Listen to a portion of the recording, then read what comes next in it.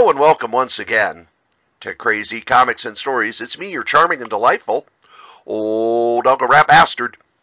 And at the other end of the series of tubes and wires, as far away from me as he can get, is Joe, Crazy Writer. How you doing today, Joe? Lick my big shitty ass crack, Regent. Well, good thing we've got that explicit rating. Well, no, I'm just starting out with the one of my favorite lines in Jimmy Bastards, the book that we're going to be reviewing this week. That's I thought right. we'd start out with a bang. I'm not able to start out with a bang. Well, that's your problem. I am still suffering from the flu. Yeah. Wasn't it just last week you were bitching about being away from festering pus-bag disease-ridden people, and now you're one of them? Yep. Last week on the show, I was complaining about the fact that everybody around me was sick and coughing, and there just wasn't enough hand sanitizer to keep me safe. Well, Wednesday night I started to feel sick, and Thursday through Friday I was bedridden. And not in a good way. No, not even the awake way. The last time I was this sick, I think, was when the avian flu thing went around. Do you remember that? With 2010. It was like right after the convention, and at first I thought it was con crud, and I was working at the movie theater, and I called the theater and said, yeah, I need to call in sick, I don't feel good, I've got a fever, and one of the teenage managers was like, nope, you need to come into work, we're short-staffed because of this, and you have to come in, or you're fired. So I came in, and I did not look the best in the world, and they said, you're in concessions. I said, I have a fever. It's against the law for me to be giving and preparing food. Okay, fine, we'll have you rip tickets. And I was there and just kind of out of it. The good thing was during the day on a weekday, so I don't remember a whole lot. But one of the main supervisors came in who was like, oh, I don't know, in their 30s, and came over to me and said, you look like death. Why are you here? Because that kid said that I had to come in. You go home. Go home now. And don't come back till you have a doctor's note saying that you're not infectious. Thank you. And all I remember of the next 2 days was when that kid was in the balloon. And then we found out he wasn't in the balloon. He was hiding in the attic. And we wasted 2 days of our news on it. Oh, innocent days. Innocent days when the president wasn't taking up all the oxygen on cable news. Well, what I figured you should have done is just cough and hack all over your hands, and when you get in there, say, hey, buddy, I made it. And give him a big handshake. Actually, what I wanted to do, yesterday was National Hug Day. So I let people know, hey, if you want a week off work, come visit. I'll give you a hug. I don't believe in hugs. I don't like hugs. I don't trust them. But if you need some time off work, come on over, baby. Funny you should say hugs. Oh, why is that? I got the weekend furloughed, but I still had to work. Oh, that's good. I got to work without pay. That's always a joy. Yeah. Although, even as we sit here, I mean, it was kind of like it was a freaking and then going to be a geeking, but it was like, they decided, oh, we're going to shut down the government again, but we're going to open it up now. So it's like, basically, if everything goes away, it shouldn't even affect me at all, which is good because I'm like right on the cusp of getting ready to order my January stuff out of previews, and I'm like, well, if we're shut down, I'm not going to order anything, but if we're open, I will order stuff. That's one way to look at the world. Yeah. Can I afford it or not? Yes. And maybe someday we'll get into a podcast where we talk about the years where you were underemployed and how you afforded the comics that you got. Mostly I bottom fed, and that's how I learned how to bottom feed. Yeah. But we got all kinds. Well, my son is now sick, by the way, because he visited me on Friday night. Rare visit. Came over, he was having a rough day and wanted a hug, and I said, you do know, I have the flu, I even have a doctor's note, I am infectious. He said, I don't care. 2 days later, he messages me, I'm not feeling good. Like, okay, you're going to need to go to the store and get this, get a lot of Gatorade, because you're going to need to be hydrated. What you need to do is put a biohazard sign outside the old Strode compound. There is one. Yep, that'll keep everybody from coming in. Actually, it hasn't. The mailman knocked on the door and had a package for me, and he was like, "Are you okay?" "Yeah, I've got the flu. You should probably stay back." "Oh, well, this package isn't books." I know what it is. Lean it on the door. I guess I can't complain because I got the I think it's a new cold because I've been having a cold since Thanksgiving. But this one's a little different because it's like in the sinuses. And good. I just keep hacking up the greenest of green things. So, between doing that, but what really kills me is like about every 12 hours, it's like I can't breathe. It's like my nose just plugs up. And it's real annoying, especially when it hits you at like 3 a.m. Because then you got to get up and like, oh! Yeah, pretty much. Can't breathe. I used the nuke option, which I hate doing, the actual nasal spray that allows you to breathe, because that really screws up your nose. But I gotta breathe. The other thing about that stuff, and I remember in high school, I don't see it much anymore, but when I was in high school in the 80s, you used it all the time when you had a stuffy nose. And then some people say, well, you could get addicted to that. And we were like, yeah, sure, whatever. And they were like, no, it's not, it's not like heroin. It's just your body will continue to stuff up your nose fighting the drug. So you're going to keep using the drug on and on and on.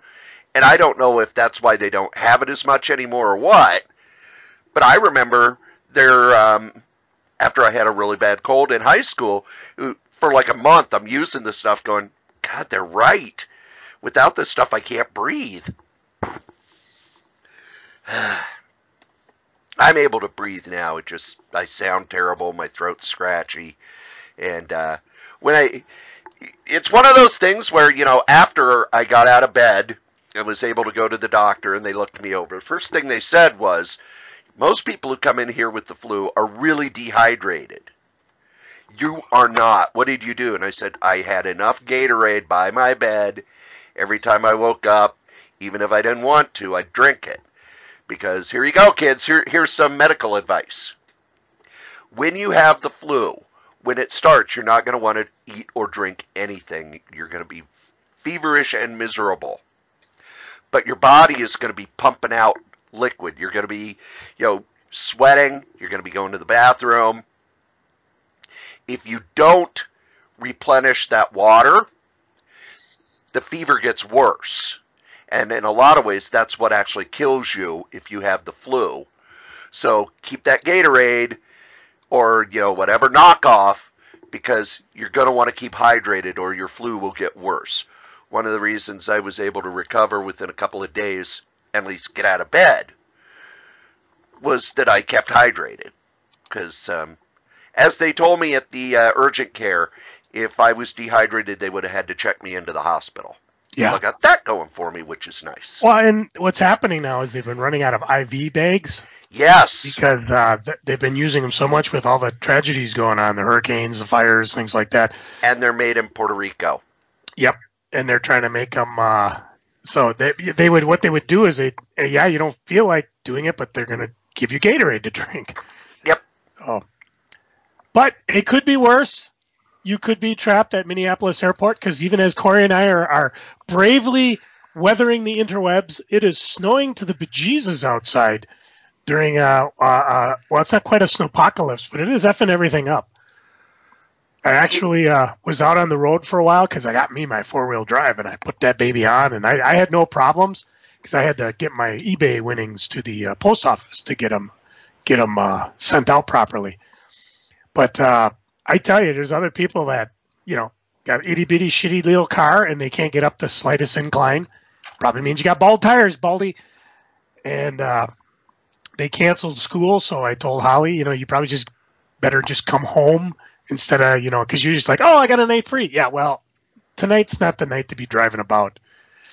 Although I was very tempted to just slap that 4-wheel drive and go hit a few of the comic shops around town because I know they'd probably be real dead. And I don't remember. There were many snow days where I actually had to close. There might have only been a handful of them. I don't remember any. I know there were a few because there were times where I was able to change the message from home for the calling in, so that way if people called to see if I was open, I would say no. And I do remember, I think that there was one day, and you were there, because it was the lowest sale day we ever had. It was Yes. like, 30 below real temperature. And I stayed open the whole day, but I think that day we had, $4.95. I think it was one pack of Magic and one candy bar or something. But most of the time, if I knew it was going to snow heavy and I was going to be open, I would just tell Mike, because he came in all the way from Wisconsin, little Mike, and even Big Mike, because he came down from the southern area, said, just stay home. I got it covered. And if, a lot of times I'd be open. Sometimes I'd close.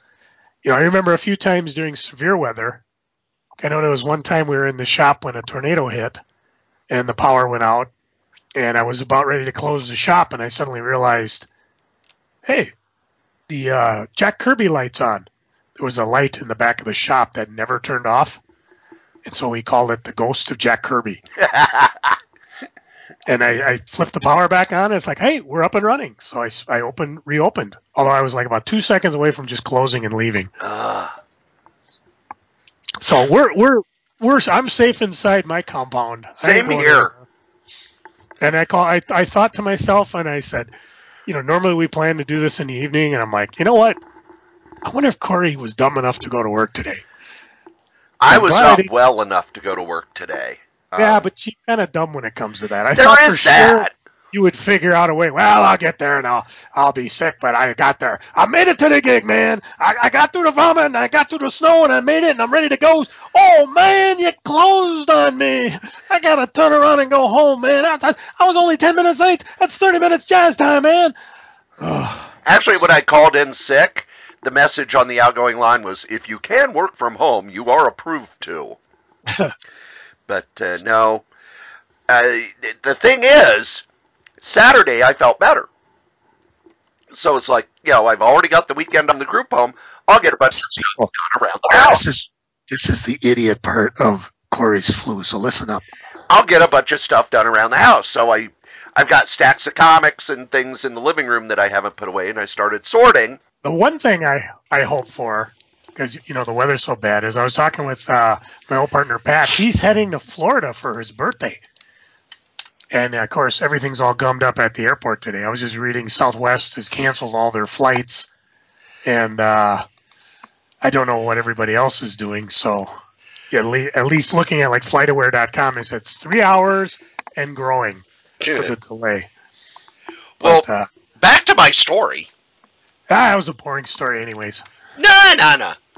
It was going to give an example of how dumb I am. And I love telling stories about how stupid I am, Joe. Yes. No, I almost like them as much as you do. Nah, but I've heard them all. Not this one.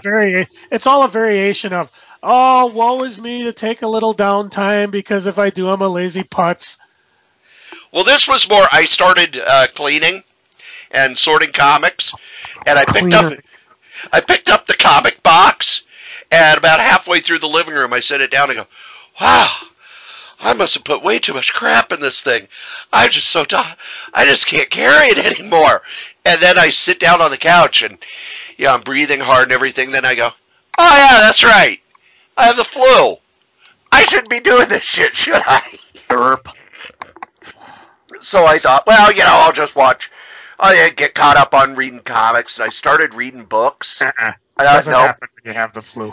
The words were just swimming in front of me, and it's probably why when I was sick as a kid, my mom would put the couch, she'd put sheets on the couch, a TV tray with 7-Up and Jell-O, and a bucket next to the couch in case I threw up, because, oh boy, That's always fun to clean up. Oh, yeah, you always have the bucket nearby. I remember that. And then Mad Magazine and Cracked Magazine. Because most of it is, 1 or 3 panel gags. That was really the only time I remember reading Cracked. It was like, okay, I've read all the Mad magazines. I guess I'll read Cracked. But wasn't really till yesterday and today I was able to even read anything. But I watched a lot of stuff on my TiVo. My TiVo's under 80% full now. That's about all you really can do when you're sick. Because we had a grand review show all planned out for you guys. Well, Cory and I had our nose to the grindstone. We were going to read. Despite the government shutdown, I still went to work without pay, so I did have time to read.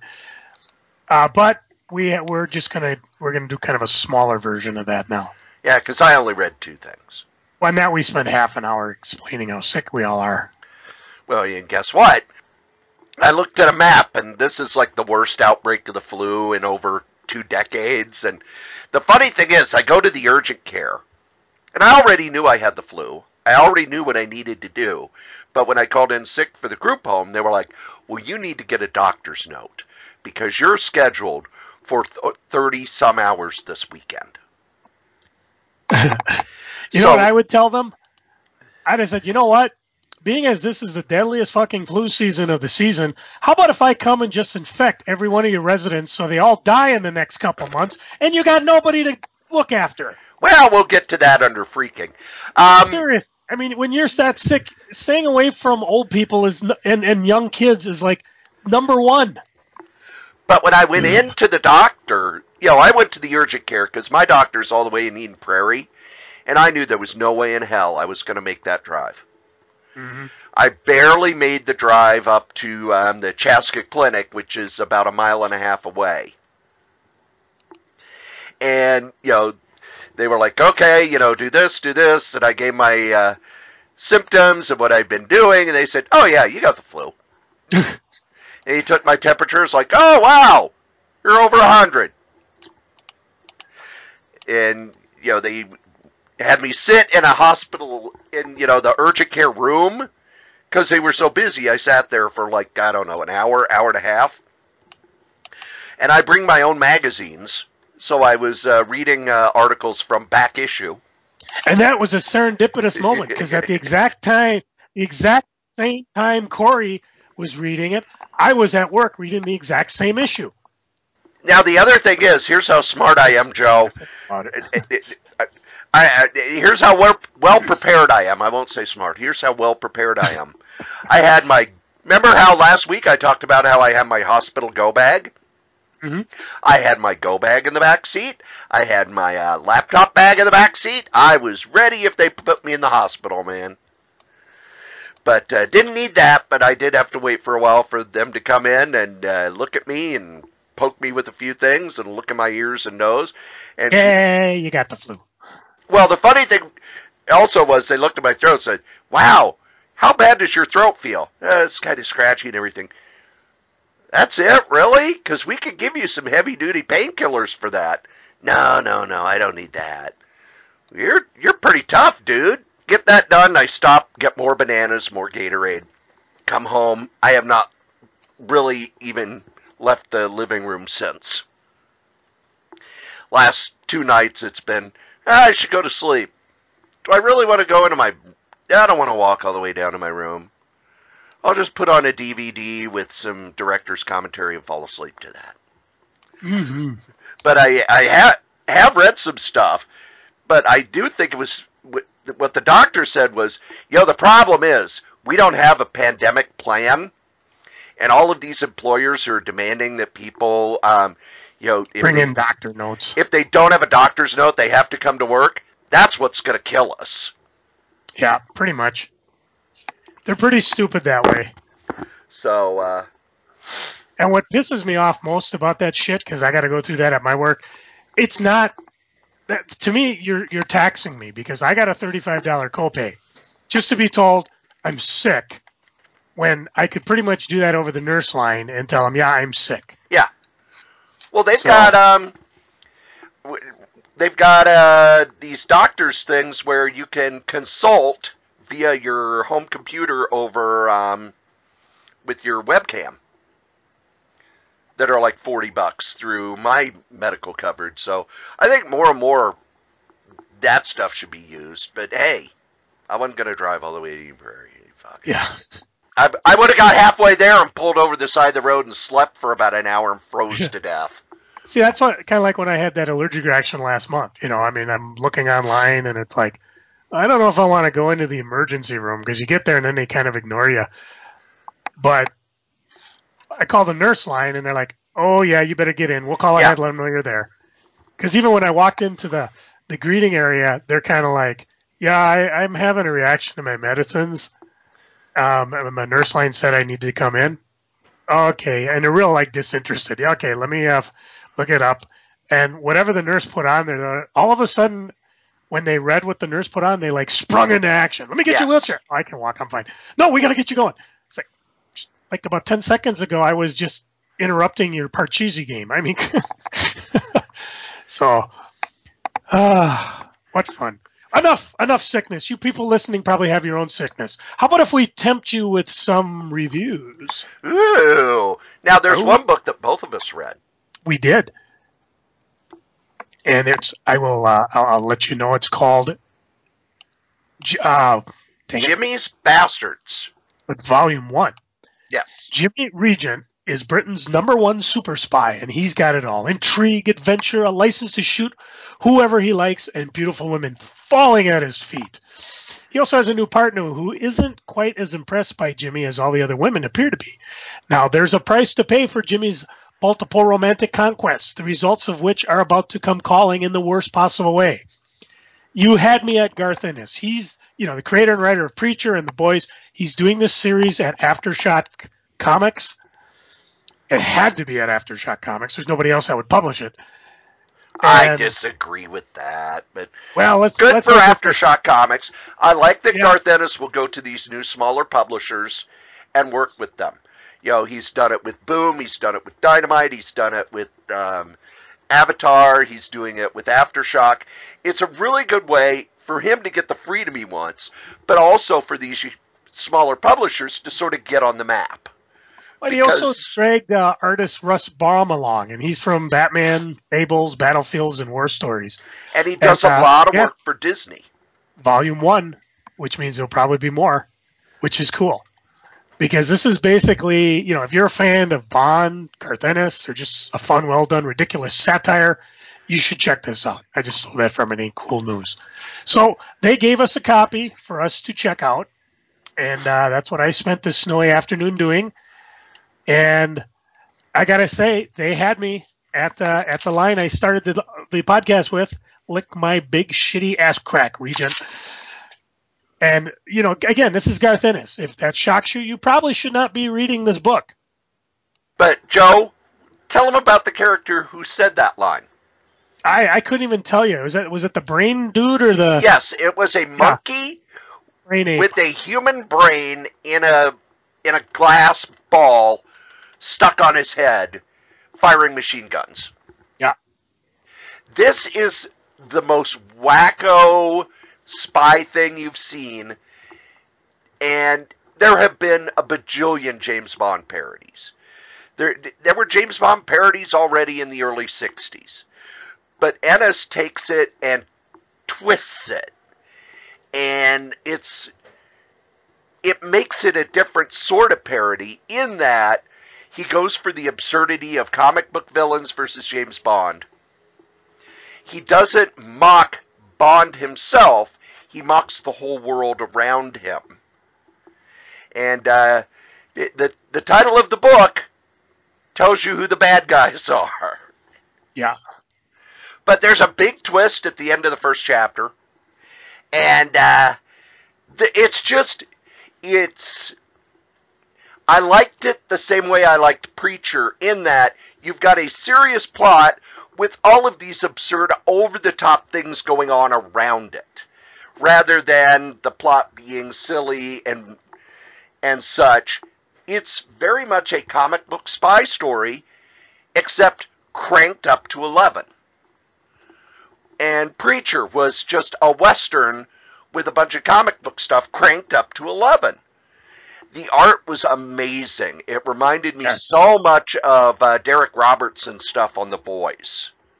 And I got to tell you, I'm this is going to be on my bag category, but I'm going to go buy the Newberry Comics exclusive variant cover because it's got a lot of girls in bikinis. And being a good red-blooded American male, hey, you put a girl in a bikini on the cover, and I'm more prone to probably buy it. You put a girl in a bikini anywhere, and I'm more prone to go there. And the best part is there are girls in bikinis in the inside of the book. So I don't really want to say too much about this because to me, reading it, at first I started out, I'm like, okay, it's just a James Bond parody. And then, come on, Garth, get me going. And then I hit that line that the Brain Ape said or whatever his name was. And I'm like, oh, okay, you got me. And I just ripped through this thing. I'll give you one warning. It's an ongoing series, so it is continued, which drives me crazy in graphic novels. I always feel if I'm going to plunk down $14.99, which really isn't a lot for a graphic novel of this caliber, I would like a complete story. But in this case, I'll overlook that little flaw, and I definitely give this a buy. Yep, this is a buy for me, and the good thing about it for me is it's got little promo stuff for upcoming Aftershock stuff. Now I'm interested because Aftershock's ads in previews have never made me go, oh yeah, I need to read that. It's been, oh, well, that's interesting. That's okay. I don't know. But looking at this and seeing how well this is, it did its job. It got me to go, oh, okay, I'll give that a try. I want to read that. And I think that's really kind of what Aftershock wanted to do with it. When you bring in a big name creator, you're wanting people to take notice and then look at your other stuff. It was kind of like nobody really cared about Dark Horse until they got Aliens. Joe? I'm looking through the art. It's so much fun. It's so over the top. Yeah, whenever I read stuff like this, I keep thinking, would this make a good like Netflix or Hulu series? Probably be tough sell, but I could see it as an animated series.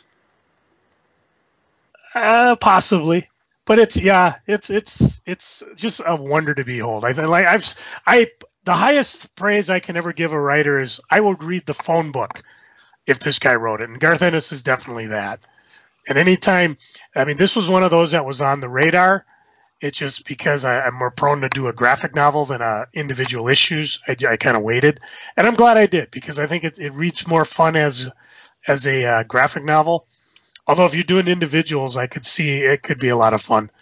And seriously, I might have to just pick up the what issue 4 has something to do with gender fluids. But there are more out of context comic panels you could pull off that issue than any book I have ever seen. And it's almost a thing of beauty just to watch it happening. I adore the fact that they use. Here are these old men who, I don't understand this gender fluid stuff. And they use it not just as a joke about that, but then they take it further. And it's one of the things I like about Ennis. It's rare. A lot of people say, well, I'm not politically correct. And what they're really saying is, I just want to be racist and rude. But when Garth Ennis says he's not politically correct, that means he's going to take things way beyond on every level. And the good thing about it is when people say, well, he's not politically correct, there is no one who has done better work on ripping racists apart in comics than Garth Ennis. The showdown between Jesse and the racist group in Preacher, still one of the best things I've ever read. Where, he goes up, why are all you people who say that you're defenders of the white race the worst examples of it? You! Where the fuck is your chin? So, Joe, what else did you read? Well, I talked about this one a while back because I bought it, but from is it Oni or Ani Press? Oni. Oni Press, Ares and Aphrodite, Love Wars by James S. Rich and Megan Levins, or Levins, I'm not sure. You know me, if there's a name, I love to slaughter it. Yes. I'll read the back. What would you wager for love? And these are from the creators of Madame Frankenstein, which means I'm going to have to go look that book up now. Basically, Will Ares is a successful divorce lawyer, which means invariably he's always pissing somebody off. He's also a hopeless romantic. Yeah, go figure. And then Gigi Arverel is a wedding planner who's seen enough failed marriages to know that true love doesn't exist. And with the respective clients, movie producer Evan Beatty and Hollywood starlet Carrie Cartwright getting hitched, Will and Gigi are about to see a whole lot more of each other. And this is proof that romance comics can work. This is kind of taken, it's almost like they take the headlines out of like a National Enquirer type thing.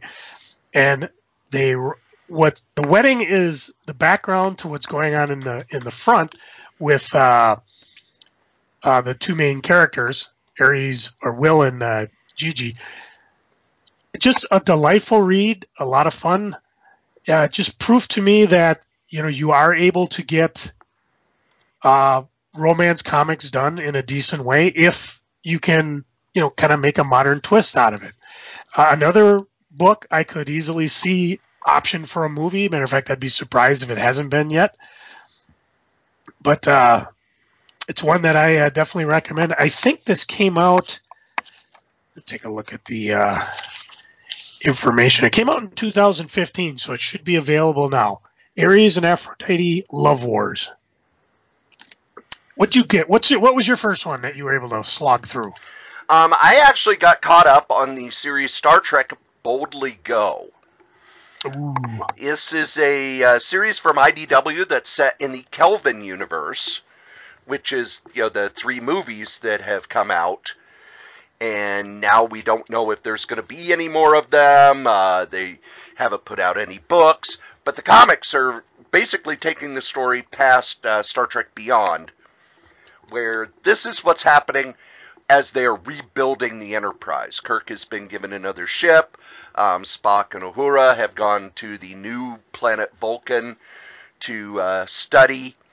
Other members of the crew are with other ships. The first story was a Borg story, and Joe, I have to say this. I am fucking sick of the Borg in Star Trek stories. Borg. It's kind of like time travel. It's like, hey, we need to get our ratings up. Let's bring in the Borg. The Borg, this is set, during the original series. The Borg weren't around. But nope, they have the Borg show up, and they are headed toward the Romulan homeworld because of the ship from the future. The Borg detected the ship from the future. That was in the first of the Star Trek reboot movies. And the way they come up with defeating the Borg, it doesn't work for me. But after that story,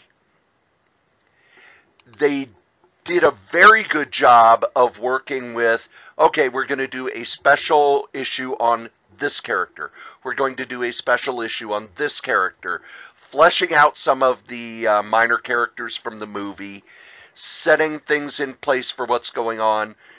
World building the new Vulcan. Which, that was a great 2-parter. They did a world building episode kind of explaining the world that Vulcans live on. It works so much better on a computer screen than the more realistic and detailed art.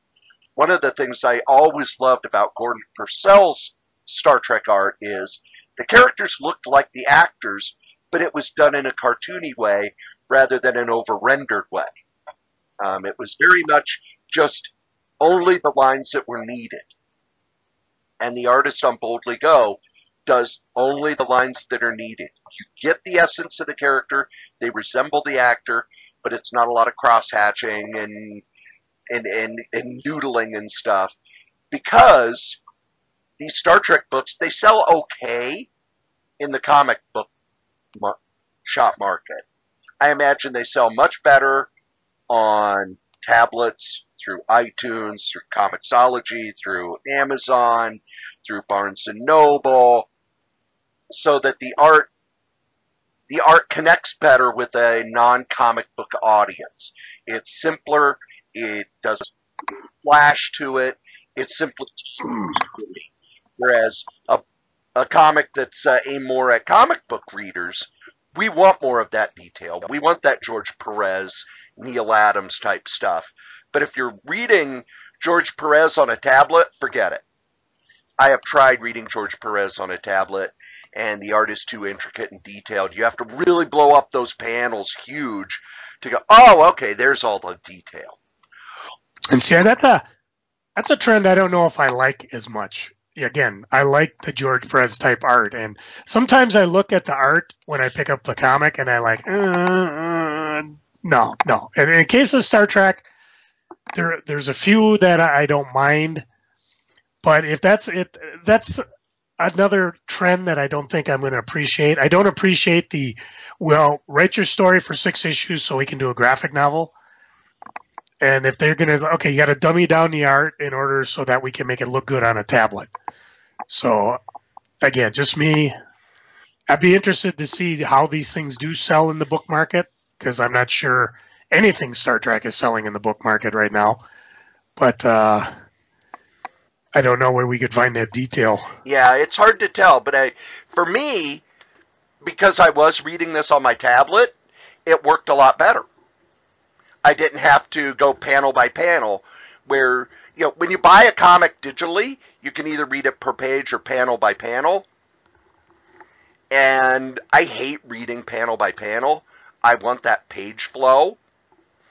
It's one of the reasons why with writers like Bendis, who like the big 2-page spread, where, there's a big image and then panels around.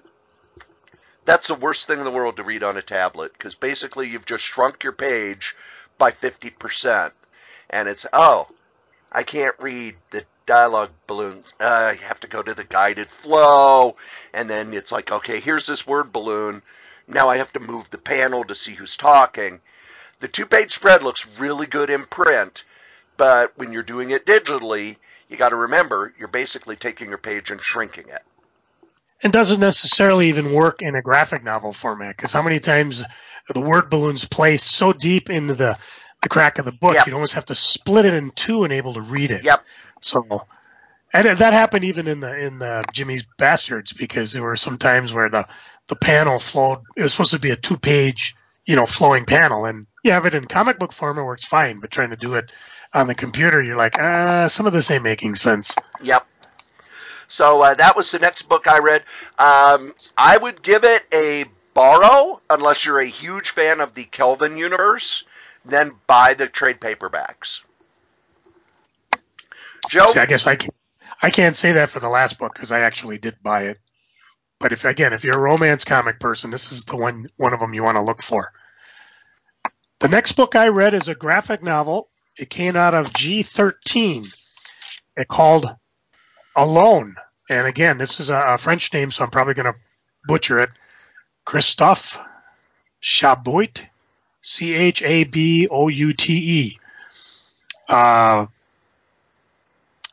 This artist has received numerous prizes for very personal illustration and storytelling style.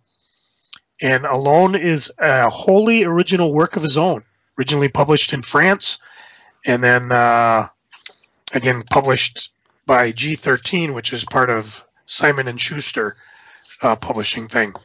Inside the book blurb, on a tiny lighthouse island far from the rest of the world, a lonely hermit lives out his existence. Every week a supply boat leaves provisions, its occupant never meeting him, never asking the obvious questions. Who are you? Why do you hide? Why do you never leave?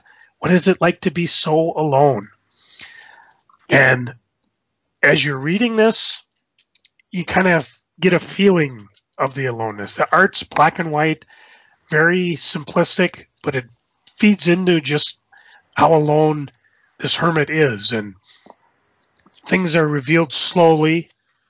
And I'm not big on these type of books. I mean, I complained about Moon Cop last week because it was a $14 book. It read quick. Again, a kind of a mellow, alone type book. But this is a pretty big book, and it sells for about $25. And I thought it was a pretty good read. It's got about what are we talking here? 368 pages. And of course, when you're dealing with the solitude, not every page has words, and the images aren't packed in there because you're in a lighthouse in the middle of nowhere. Whoever's this hermit is, all he's got is whatever's inside the lighthouse with him and the horizon of the ocean. And I started reading this, and for a while it took me kind of like, because I don't know if this was originally published in serial format, because there's places where it just kind of pauses, and then there's a blank page, and then you go into the next chapter. The chapters aren't numbered, but then the chapters move on to other things. And it took a while for me to get into the style, but once I started reading it, I got to the point where I just wanted to see what happened next. And I didn't stop to appreciate the art. I was actually moving way too fast into the narrative. I find I do this too when I watch movies, especially like back in college. It's like, okay, you got to study this movie. Or hell, even going to my first time to the Rocky Horror Picture Show. I wanted to see the movie. Once I've seen the narrative, then I can go back and enjoy the cinematography or the goofiness in the case of Rocky Horror Picture Show. Same thing with Alone. I can go back now and just look at the lines and look at the way the artwork is set up and get what they're trying to convey with the solitude. Just a fascinating book. I'm pretty sure it's one of those that no matter what happens in previews, you probably would have overlooked it, because what got me is when they talked about it was on a lighthouse. Because that's always been one of my things. I always wondered what it would have been like to live on a lighthouse that's situated in a rock in the middle of the ocean. You got nothing else. I mean, nowadays, yeah, you probably have internet, but you kind of get the idea that this particular lighthouse does not have anything but the light and a house. Gallery13comics.com. I believe you can check it out. And give it a quick peek. You might be surprised by it. I know I was. It's well worth the read. I did not read any other comics, but I did binge watch a movie that was then turned into a TV show on Saturday, Joe. Okay. Rather controversial movie and TV show. It was a movie and show called Dear White People. And I had to rent the movie on Google Pictures or Google Film or Google Play or whatever their thing is. But I've been using an app where when you answer surveys, you get credit that you can use on apps and movies and books and stuff on Google. And I'd heard a lot about it, so I watched it. And it is basically, it's set at a fictional Ivy League college that has racial problems. The lead character is a female who works at the local campus radio station and has a show called Dear White People, where she gives white people advice on how to deal with black people.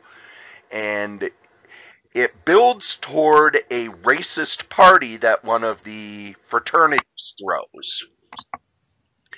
And it's very dark, satirical stuff, but it gets into race on a level that me, as kind of an older white guy, I know about, but I don't know details of. We all know the racist kind of people who, the guy with the Confederate flag, who, doesn't want to hire the black people and wants them all to go back to Africa. But we don't really understand when people talk about microaggression and things like that. And this movie really puts that it shows it in a way that we can understand it. And the characters have dialogue around these things. I like the movie. I wish, for something billed as satirical, it wasn't as funny. It was more dark satire. But a lot of the minor characters just felt like cardboard cutouts. It was picked up for a Netflix 10-episode series.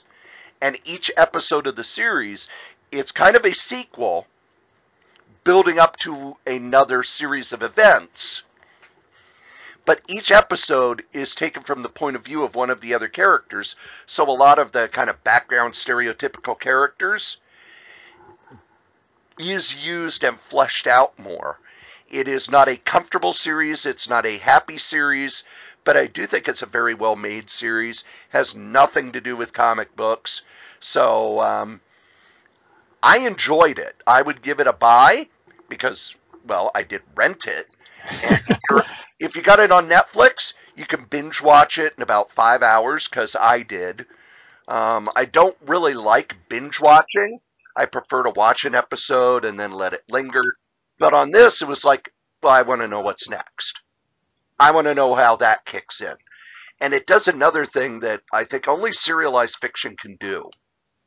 And that is, it shows an event, the things leading up to an event and the things after an event, from different characters' point of view. Because in one scene, you'll see a character who has dialogue with a character. And then the next episode, you see it from that second character's point of view, what they brought to that.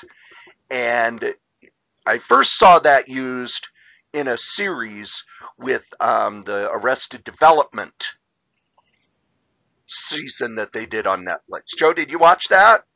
I have not, because we haven't gotten through the whole thing, well, the original parts yet. Okay, but the season of Arrested Development has a lot of sequences where, you know, they show the same scene, but they show it from a different character's point of view. They do that in Dear White People as well. So it's a good afternoon. You're going to be spending a lot of time thinking about it when it's done. And I think that's kind of the best part of this golden age of television we're in. Rather than just sitting there and letting the TV wash over you, you're engaged and you're thinking about the things that they bring up. Joe, you probably read more comics than I did. What other comic did you read? Yeah, we'll get to that in the geeking. I'm more curious. Did you get a chance to go through previews at all? Yes, I did. Let's do, what do you think, 2 or 3 things in previews we're recommending because we're looking forward to? Yeah, we could grab 5 things. All right.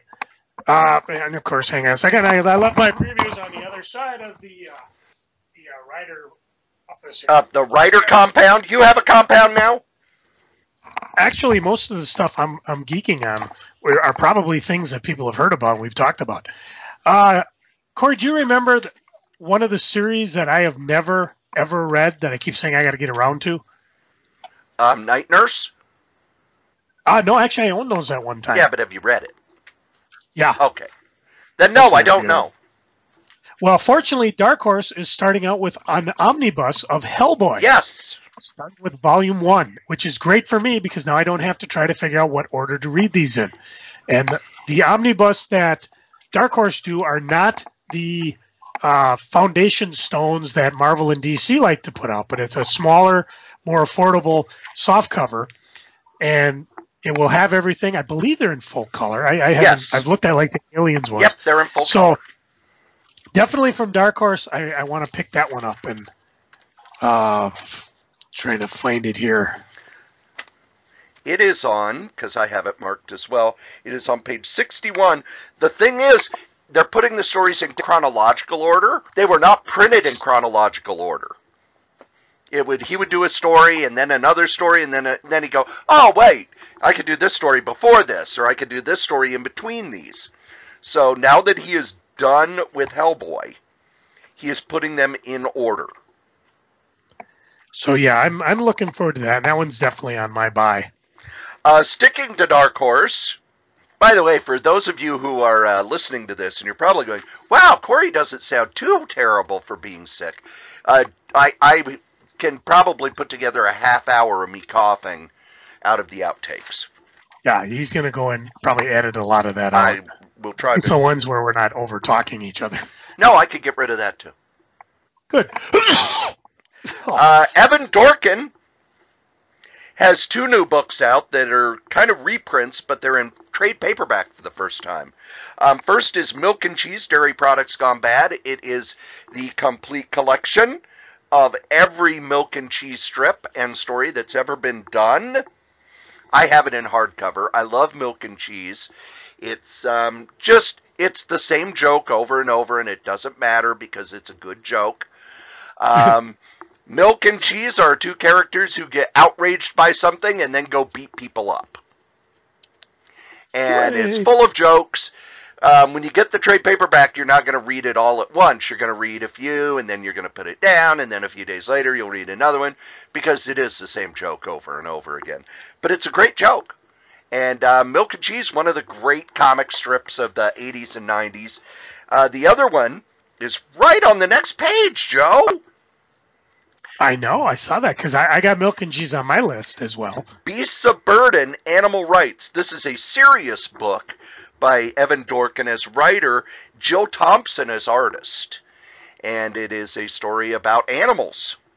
It is, well, I'll read it here. Black magic, demonic frogs, zombie roadkill are just a few of the problems plaguing this seemingly sleepy little town.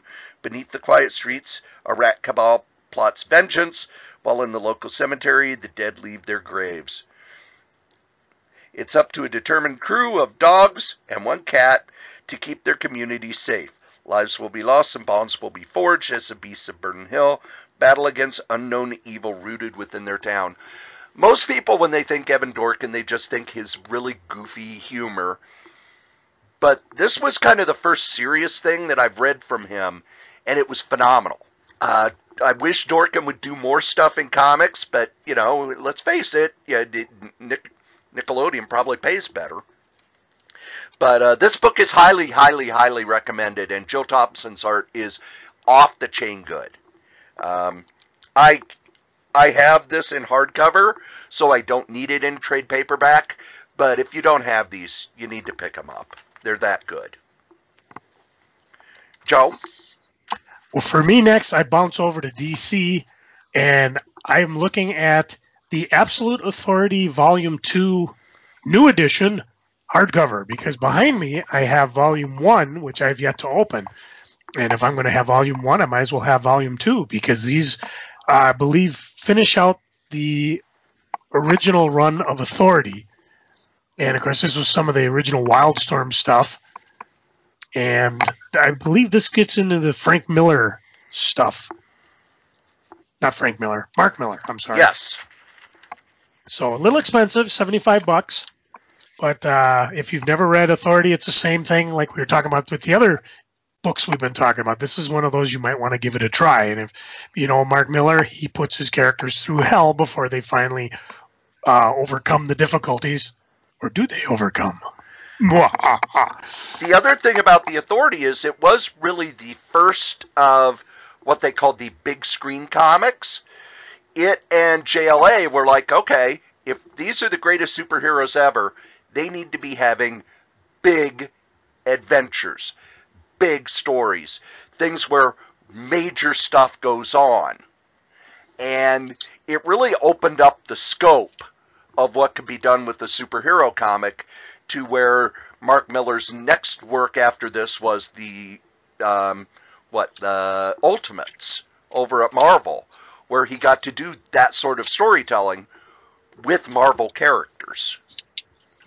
And I read it recently. It still holds up very well, which surprised me. Normally stuff that, you know, kind of comes in and hits like a bomb and changes comics, within a few years you're like, everybody's doing it. But nope, these stories still work. Which is why DC tries to redo them every time they do a reboot. And gosh, without the creators who thought up the idea, for some reason, just doesn't work, does it, Joe? They fall a little flat. Yeah. Next thing I have marked is actually in the back of previews, in the latter half, on page 331. And if you're not paying attention, you're going to miss it. Vietnam Journal, Book 1, by Don Lomax. Vietnam Journal was a book that he did in the late 80s for Apple Comics. And it came out around the same time as Marvel's The Nam. And Lomax actually moved over to The Nam from this. Vietnam Journal is his story of what it was like in Vietnam. So it's not a war comic in that the Americans are the good guys and everybody else is the bad guys and the good guys always triumph. It's his story of what it was like in Vietnam. Excellent art, but the story is very rich and very compelling. And really, when I read it, I'm someone who, I was 10 when the Vietnam War ended. My mother wouldn't let me watch the news because of all the Vietnam stuff on it till Watergate happened, and she couldn't stop me from watching the news anymore because I was just addicted to Watergate for some reason as a kid. I was weird. But it was kind of my first, the late 80s was when all of these stories finally started coming out of people. Look, I was in Vietnam and this is what it was like.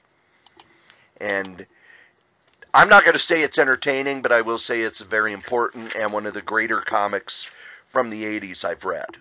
Joe? Omnibus time. Uh-oh. Gotta get me Avengers by Jonathan Hickman, Omnibus number 2. Yep. And it was a tough choice because there's 2 other omnibuses, omnibuy? There's a couple. I mean, they're doing an Infinity... what was DC's? Infinite Crisis. Yeah, Infinite Crisis omnibus that I was very tempted on. And the Secret Invasion, because I do like these books where they take the crossovers and they put everything together that actually has to do with everything. And it does fill a hole, especially when you're reading the Brian Bendis books, because they just cover the I guess the tie-ins is a better word for it. And I've got the Secret Wars in comic, and eventually I'll probably get the trade. But, if I had the money, I'd do the omnibus. Same thing right across from it, the Doctor Strange, Sorcerer Supreme, Volume 2.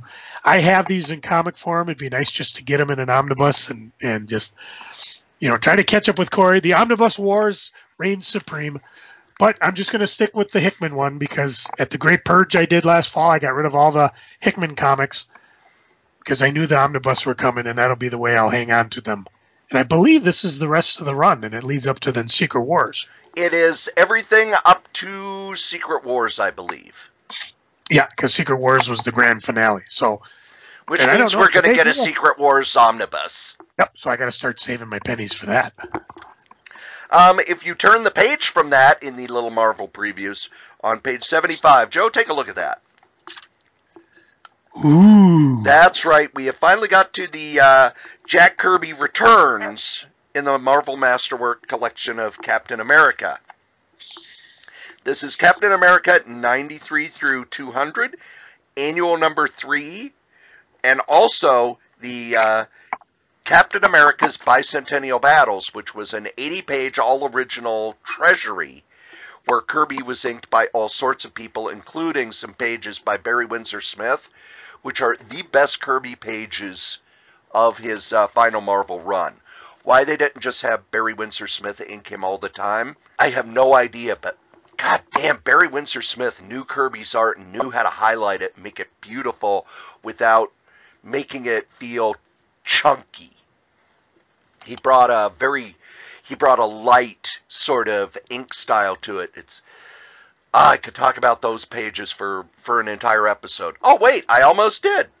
Woohoo! And this has been reprinted a few times, but if you don't have it, the Marvel Masterwork is the best way to get it. 312 pages, beautiful printing. The Masterworks they're being supplanted by the Omnibus and the other bigger reprints, but I still like the Masterworks in that they go for the best versions of how this stuff looks. So there you go for that. Joe? The last thing I'm going to talk about, I've I purged a lot of stuff out of my collection, and the stuff I got left, I need a price guide for. Well, fortunately, Overstreet's been kind enough to solicit Overstreet price guide number 47, and I think I'm going with the ROM cover. The Overstreet I always picked up religiously back in the 80s and into the 90s, actually when I had the shop pretty much too, because it was one of the few things before the interwebs. You had 3 sources for comics. You had the Overstreet, you had Wizard, and you had comic book price guide. Actually, there were two, I think, one from CBG. And you always had to kind of look at all three because it was always interesting to see who would decide what was expensive. Wizard was always on top of what was hot. And sometimes a lot of that might have been manufactured hot. But the point is if a book is selling for, $20 and you still got it for $2, mark them at 10, you probably sell them. But you still needed the Overstreet in order to figure out what your older, Silver Age, Golden Age books are worth. It wasn't always a plus back then. They talked about, I'll give you, for instance, they had a rumor that Michael Jackson was going to star as Mobius in one of the Sam Raimi Spider-Man. And so all of a sudden, all of Mobius' appearances went up, including the first appearance of Mobius, which is, quick ask the Strode. That's Sandman #1, isn't it? No, we're talking Spider-Man. Oh! See, he heard, Mobius. He's just thinking, Morpheus. Must be. Morbius is was Amazing Spider-Man 101, where Spider-Man had 4 more arms. Woohoo! And it was interesting because one week Wizard decided that was a $120 book, and that happened to be the week I actually got a very nice copy, and so I marked it $100. And then the following week, when they realized nobody else was following the lead, they put it back to what the price was the previous month, which I believe was $80. So somebody came in and said, "Hey, the price guy's $80." Okay, you're gonna buy it for 80? Yeah, I'll get it down. So it's obviously gone up since then, but I'm gonna do the Overstreet, and then I'm gonna start wading into some of the Silver and Bronze Age that I have yet to put on the eBays. So I got me my Overstreet. Anything else for you, Cory? If you go to Fantagraphics, they're highlighting Wally Wood, and they are reprinting Canon, which has been out of print for a while, and another strip that I did not know a lot about, I still don't know a lot about, but they're printing that as well, and it's called Shattuck, Shattuck. What it is, it's a Western comic strip full of gun-toting women, fast-drawn lawmen, snarling outlaws. There were both next to each other, as well as the Life and Legend of Wally Wood Volume 1, and the 2 reprint books of the EC stories, Come the Dawn and Spawn of Mars. You can never go wrong with Wally Wood. I have been looking for Canon forever. Joe can attest to that. Yeah, I actually found a copy of it a ways back, and I felt bad about it. I was thinking maybe I'll read it quick and sell it to Cory, but now I don't have to. He can go get his own. That's right. I have already ordered it. So get you some Wally Wood, kids. Learn something. Don't tell that to your mom too loud. Mom, go and get me some wood. Actually, my mom would go, good, the fireplace is empty. Yeah, unless you have a fireplace. Context is everything. Well, you know who doesn't have a fireplace? Who's that? These guys, our sponsors. That's right, here at the Solitaire Rose Radio Network, we have ads, and our first sponsor is me. That's right, your charming and delightful old Uncle Rat Bastard. I have my first book out with Dangerous Dan Moore. It's the first 100 strips of our online web strip, Worldwide News, the story of the lowest rated cable news network. And you can get yourself a copy with commentary, with all sorts of extras, with signatures and everything.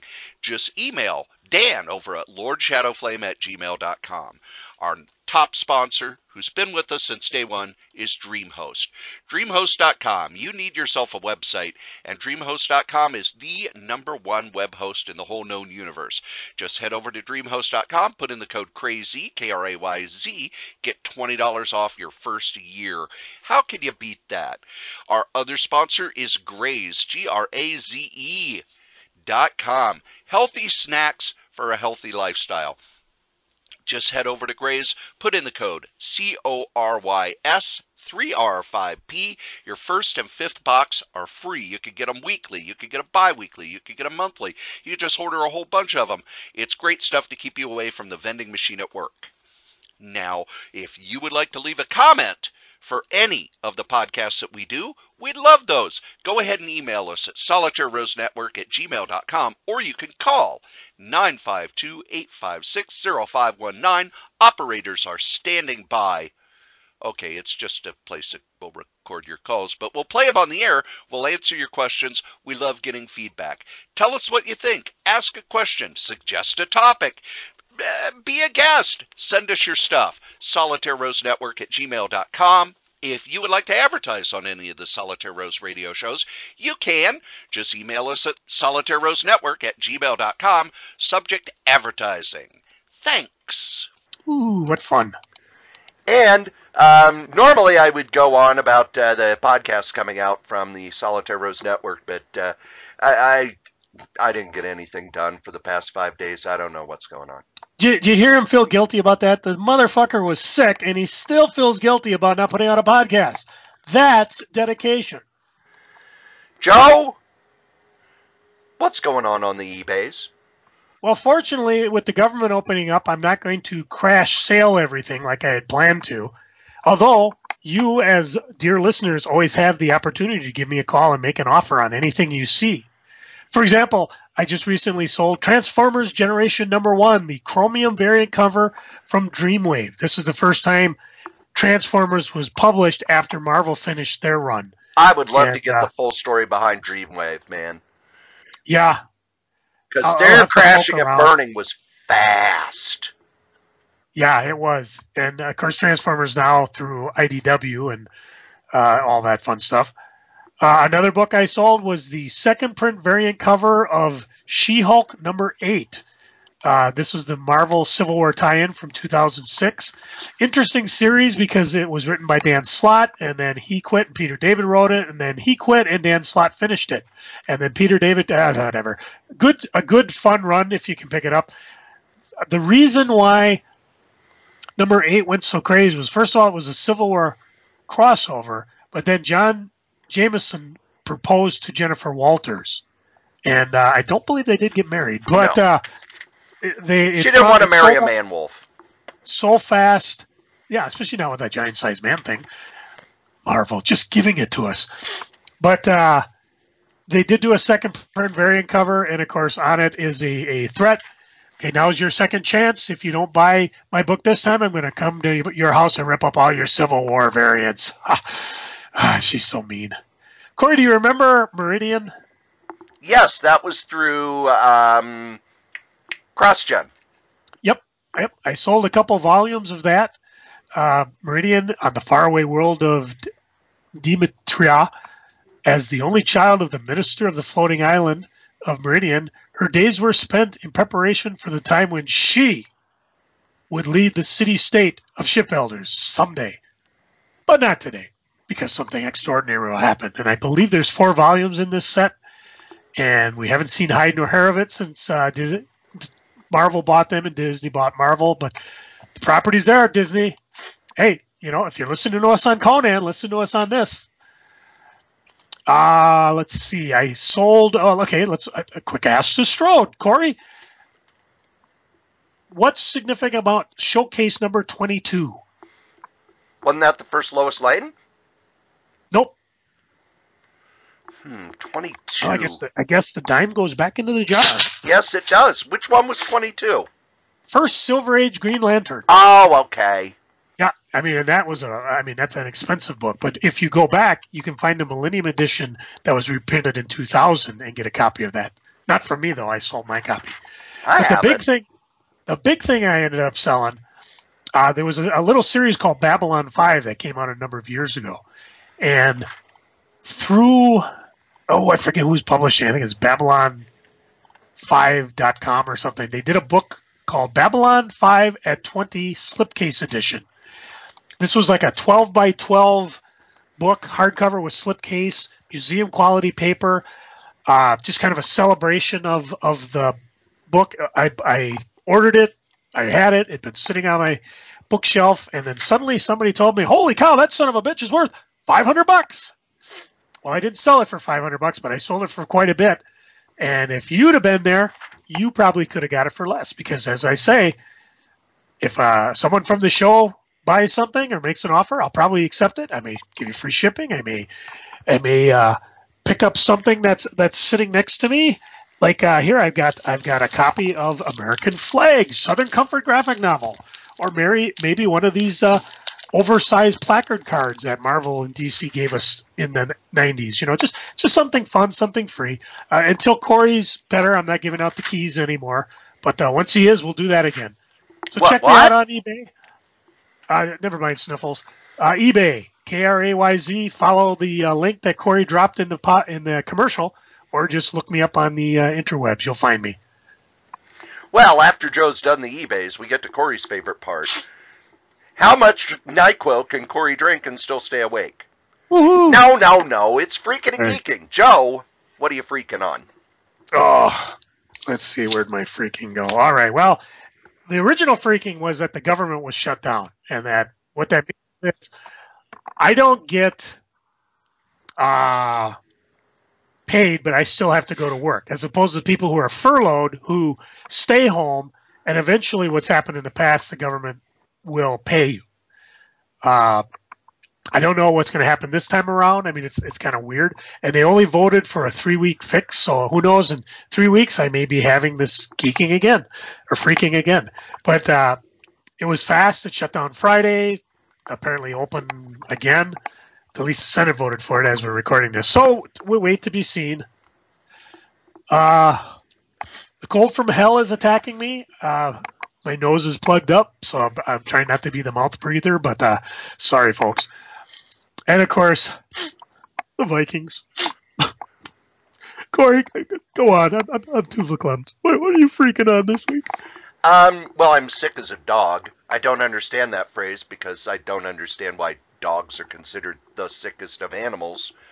But, yeah, I lost 4 days of stuff I could do. I was miserable. Thursday, when I was awake, it was pain and cold. And that's all I remember other than, oh, God, I just wish this was over. And by Friday, it would be, oh, I could get up. And no, I can't. I'm getting up. No. Well, it's bad when you get in the car and you drive, to less than 2 miles to the urgent care. And when you get there, it's like, I have no energy left to do anything. I just want to lay down. And I'm not good at being sick. Second thing I am... You know, the worst thing I do is when I have the flu like that is, you're talking about you're shivering and you're feeling cold even though your body's hot. I always take a hot bath. It makes me feel great, but it makes your fever explode. Yeah. I got to learn not to do that. Well, and the other thing was, because I've been through this before, when I would wake up, if I couldn't get back to sleep pretty quick, I'd go, oh, you know that feeling when the fever breaks? And it's just, all of a sudden, you're like coated in sweat, but you're not. Yeah. Oh, I want that so bad. I want it now. Second thing I am freaking on, I have a message on my phone from the group home. They're having an all-staff meeting to discuss the future of the company on Wednesday. Uh-oh. That's never good news. It's like when your girlfriend says we need to talk. Oh, I hate that. Even when Chris says that, my wife, yeah, we need to talk. No, we're going to talk now. At least tell me if it's good or bad. Or, like when one of your friends says, did you just clean my place? So, yeah. I'm shocked I didn't go for that joke. You're shocked. I handed it to you. You went right there on a platter, and I waited. So those are the things I am freaking on. What it probably means is that the group home is slowly going to close because we haven't gotten any new residents in almost a year now. And they'll be consolidating or changing or whatever. But I've already decided that if they do shut down, I'm just going to work till they shut down. And then I'll take a couple months off before I look for a second part-time job. So, because I will say this, I have enjoyed not leaving the house for the past few days. And just laying on the couch and watching TV and going, I really have a lot of cool stuff on my TV. I think I spent all day yesterday just watching movies on my streaming services. It was wonderful. So, Joe, what are you geeking on? Well, I'm going to continue with some of the things I read. I finished the we've geeked about this before, the Marvel Comic Digest. I mean, I've gotten all Yes. 4 of them. Just a lot of fun, including, I don't even mind reading some of the things that I probably wouldn't read, like I think they had, was it a Marvel Age with X-Men and Spider-Man? Oh, Marvel Adventures. Yes. Which was kind of a fun little twist in there. Having the books for the charity auction, which, of course, is happening during MSP Comic-Con 2018, May 19th and 20th at the Minnesota State Fairgrounds. Don't worry, the advance tickets aren't on sale till April 1st, but if you are a creator and you want to get in, applications are being taken. So at the end of this here podcast, go to mcbacomiccons.com. But one of the books I picked up was called Token.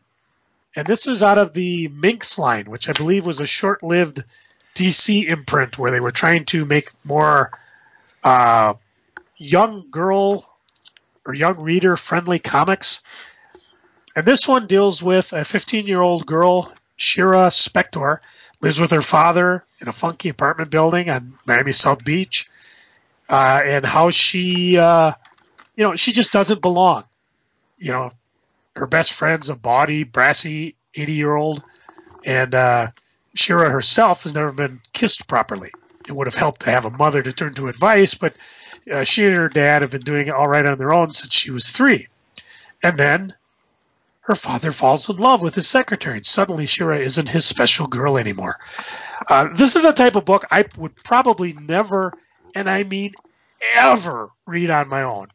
But if you have a young daughter, or you have, I don't know, you might like these type of stories, coming of age things. You might want to go find yourself a used copy, and because I don't think Minx is imprint anymore, kind of like Piranha Press. It was just an idea that popped up and disappeared. I got a copy that's, if you want to give a donation to charity, you can give me a call. But I was really impressed with this particular book. It was called Token. There's a whole slew of other books. I don't have any of them, but if I do see them, as I go through used bookstores and things like that, I'll pick them up. I read me the next issue of Empowered by Adam Warren, number 10. Again, Empowered is the story of the super homies, and of course, our femme fatale, who's got that skimpy little suit where she, every time it rips, she loses a little bit of her power. Consequently, she gets tied up a lot. And this is actually the last issue they're talking about. She basically told the super homies, I'm either a full member or I'm out. Because once again, she's basically saved everybody's ass, despite the fact, everybody looks at her as she's not really a superhero. And it ends up in a cliffhanger, much like Jimmy's Bastard. So yes, it was a bastard thing to do, but that just means Adam's going to bang out another book, and they won't come out more than once a year. So this is a fun series. Start with number 1 and go with it. Adam's got awesome art, and the story's just kind of fun. A couple other things I read. I read the first issue of Mighty Crusaders.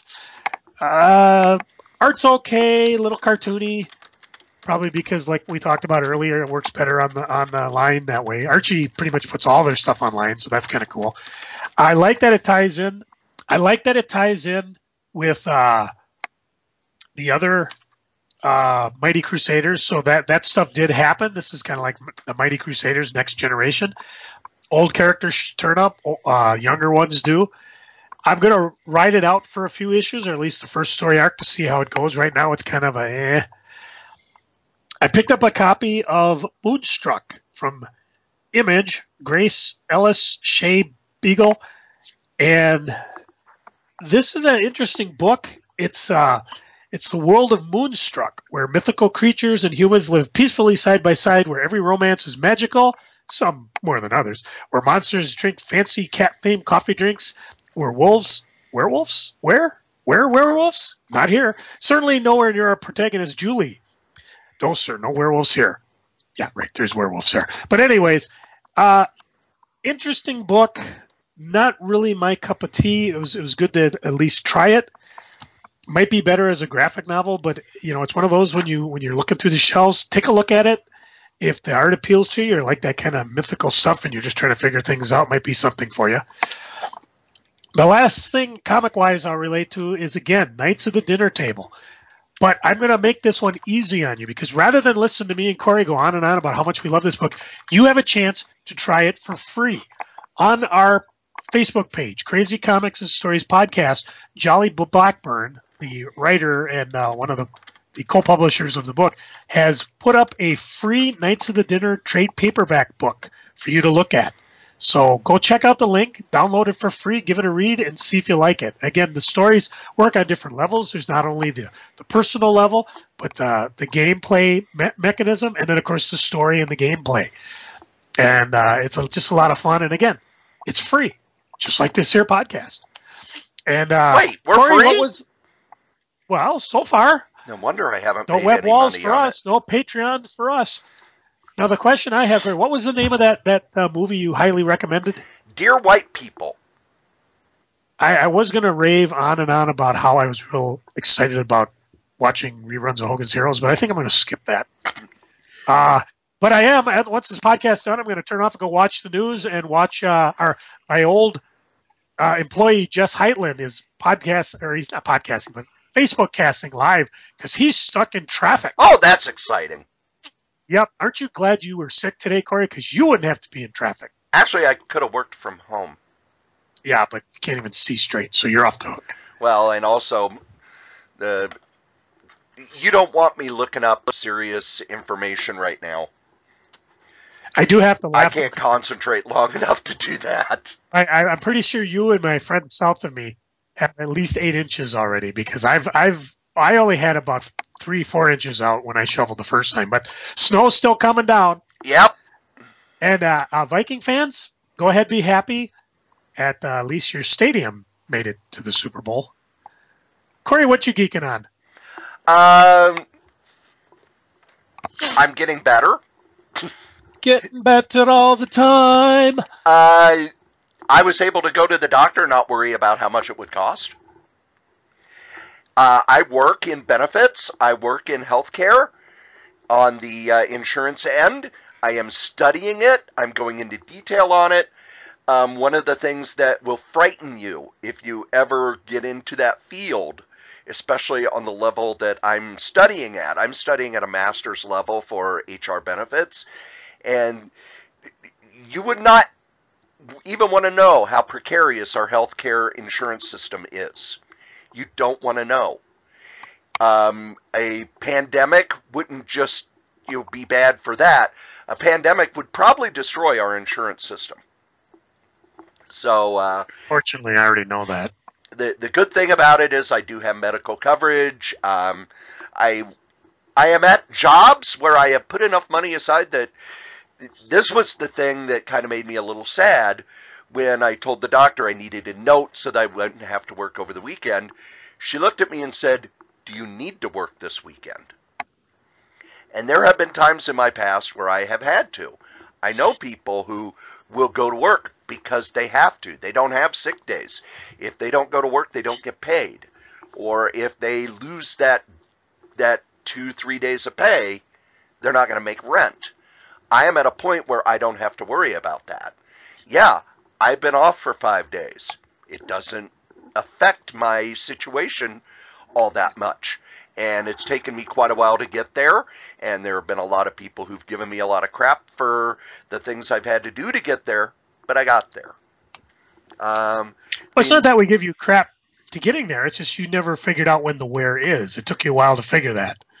Well, and you're there.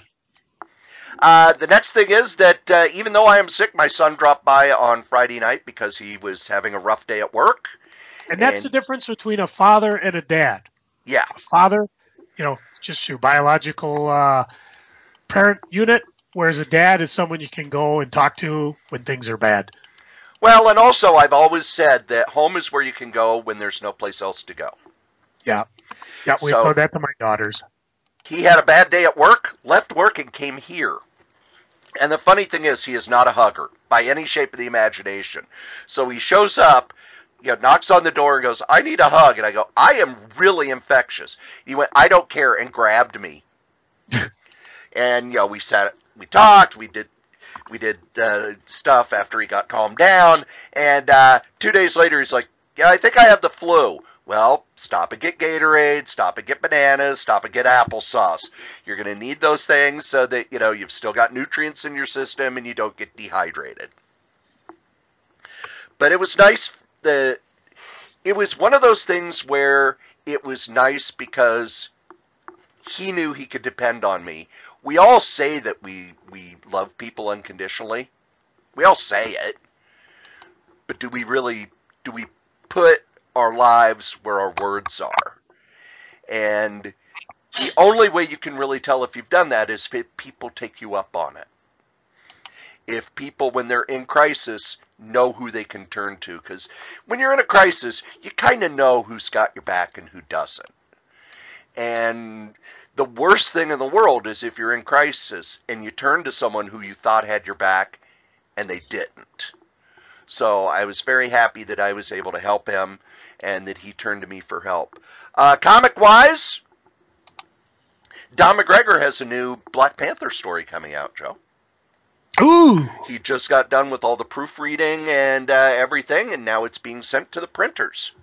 It'll be a short story in an upcoming anthology book. The next thing that's kind of geeky and wonderful in comics, guess what's coming back in Action Comics 1000? The red trunks. That's right. Superman's costume is going to get fixed. Everybody made fun of the red trunks for years. And since the New 52, he's been without the red trunks. And looking at that costume, you kind of go, yeah, now we know why he needs them. Because otherwise the costume is just kind of generic. It's just kind of there. They've released some art of what it looks like, and it's really solid stuff. You know who else is showing up in Action Comics 1000, Joe? Or am I breaking news? You might be breaking news to me. Brian Michael Bendis' first DC story is in Action Comics 1000. And we've been talking about what's going to happen at Marvel. Something I'm geeking on. Dan Slott's going to take over Iron Man. Yep, Dan Slott is ending. That has me excited. He's ending his 10-year run on Spider-Man. The second longest run on Spider-Man. Brian Michael Bendis has the first. And Dan Slott will be moving over to Iron Man. They have not announced who's taking over Spider-Man, but rumors are it's Chip Zdarsky. There's also a lot of rumors of them throwing money at some image writers who used to work at Marvel to come back. So I am excited to see what's going to be showing up in that Marvel solicitation for April. I did have an interesting thing the other day because who's the guy who does the weird love books? Kray, who does lots of reprint stuff. Well, he did something. He was posting online about something like, what kind of reprints would you like to see? And I wrote down, I'd like to see the Del Monkey reprints done in a very nice hardcover format and then maybe a signed edition. And the reason it caught my attention is because Tony Isabella also logged in and said, that's a good idea. That would sell very well in markets other than comic shops. Well, I went back because I thought I'd screen capture it just for my own ego. Could not find it anywhere. I'm hoping Craig took the idea and said, that's a good idea. I'm going to pocket that one and let's do it. So maybe we might be trendsetters. Besides not only having Conan go back to Marvel, maybe we might see the monkeys come back. Craig Yo is somebody who's really fun to follow on Facebook anyway, because he's got a very twisted sense of humor, but he's also really good about pushing his books. Not just the books that are coming up, but the older stuff too. And he does it in a way that it's not, he's putting up the same damn hype every day. It's more, hey, this is in the news. Here's a joke that has to do with my book and the news to hype it. So, and the last thing, as we are recording this, the Raw 25th anniversary is about 3 hours away. They have announced who will be doing the announcing from the Manhattan Center, Joe. Oh, yeah? Jerry Lawler and good old JR. Oh, brilliant. I gotta wait 3 weeks to watch it, but I'll read about it on PW Insider. I'm pretty excited about it. I also may be doing coverage for Royal Rumble on PW Insider because if Mike Johnson is there, I may have to do coverage, which means that I've kind of been called up to the big leagues. And a little nervous about that. But Yeah, it also, you did fine on the last one. Yeah, but it kind of means that I can't work that night. Yeah. Well, believe it or not, kids, you've listened to us blather on about sickness and funny books for an hour and a half. Thank you. And as we say every week, the comic we like the least, we still like better than the comic that you like the most. Joe? Cory, I don't have any new music. We're waiting to see what comes. If you're a band or you know a band or you know someone who's musically inclined, have them get a hold of us, and we'll feature your music at the end of our podcast. And we do it all. We will tell them about your Twitter page. We'll tell them about your Facebook page, your website, where to buy your music, where to download it, where to see you. Hell, if you got a MySpace page, we'll even mention that. What? But we got nobody new, Cory. Just hit my music.